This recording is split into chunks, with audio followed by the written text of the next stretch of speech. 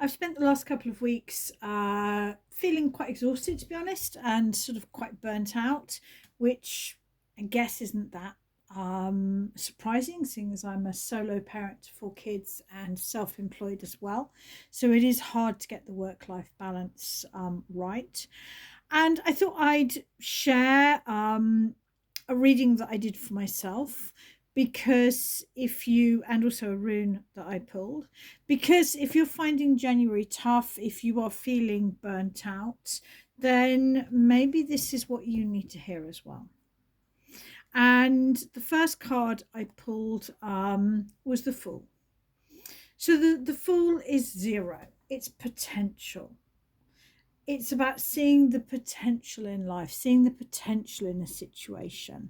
It's about trust. It's about trusting that there's always something new coming in, that there is going to be an uplift.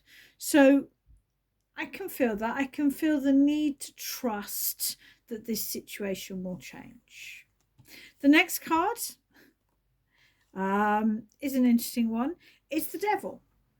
So I always feel with the devil, the problem with the devil is that Adam and Eve aren't aware the devil's there. The devil is about being trapped by things that may not be real. And I think, probably like many people, when I get to burnout, I think that I have to do this. I have to cook the dinner. I have to see the clients. I forget that actually I do have some wiggle room. But my kids are old enough to cook dinner. That there is stuff in the freezer that could be heated up. That clients would rather have a good reading tomorrow than a reading that overexhausts me today. So I think when we get to burnout, we forget to, and this is the next card in this 3-card reading, to take self-care. When I look at the Ace of Cups, I often imagine that it literally represents the heart chakra. And the water, the energy is pouring from inside the heart out. And I hate this phrase and I hate it when it's said to me, but it is very true. You can't pour from an empty cup. And to me, this is a real reminder that there is hope there. That very often when we're in burnout, we put the blinkers on. The more burnt out we are, the more exhausted we are, the harder we find it to problem solve, to have critical thinking, to have good boundaries, the harder we find it to say no because we're dissatisfied with ourselves and we don't think we're doing well enough. So we push through, we push through, we push through. So it is about and often the Ace of Cups, it's about small acts of self-care. And so in my lunch break, I went into the kitchen and I really didn't have the energy to cook anything or prepare anything for my lunch. So you know what? I just nipped out to the local farm shop and I bought myself something for lunch. And it was a very small act of self-care. But I'm glad I took it because my after lunch client, it was an hour and 20-minute session. It was a really fascinating session. It was a new client and I needed to be grounded to hold that space with the combined tarot reading and shamanic healing. And I'm glad I took the act of self-care first. And then in a reading, whether I'm reading for myself or reading professionally, I always turn the pack upside down and I have a look at the card at the bottom of the pack. And it's the Three of Pentacles. Now, these are the only black pentacles in the deck. All the rest are gold. And this is in the crypt. It's in the foundations of the cathedral or the church. And I often think when we're going through difficult times in life, whether that's burnout or something else, really linking that to the blackness now, if we move those aside, of the devil, we need to look at our weaknesses, not our strengths. Now, one of my weaknesses is that the more burnt out I get, the harder I work. So, you know, I wrote 5,000 words of my book the other day when really I should have gone for a walk and had a doze. So that is one of my weaknesses, is that the more tired I am, the harder I work. And I need to find a way to shift that. So if you are feeling burnt out, if you are feeling overwhelmed or exhausted, think to yourself, what is my weakness? What is the thing that I really need to shift to break this pattern? And it might be different for you. For me, I think it is the fact that I morph into workaholic when I'm stressed, and I need to resolve that. I need to get a better handle on that. So your way out of overwhelm, your way out of burnout, is to be really honest, to see the truth in what your biggest weakness is and work on that. And some years ago, 25 years ago, my biggest weakness was staying grounded. I couldn't visit sacred sites without often just completely going off into a trance. Couldn't do it. I struggled with any psychic event. I struggled with any healing because I just completely left my body and just went.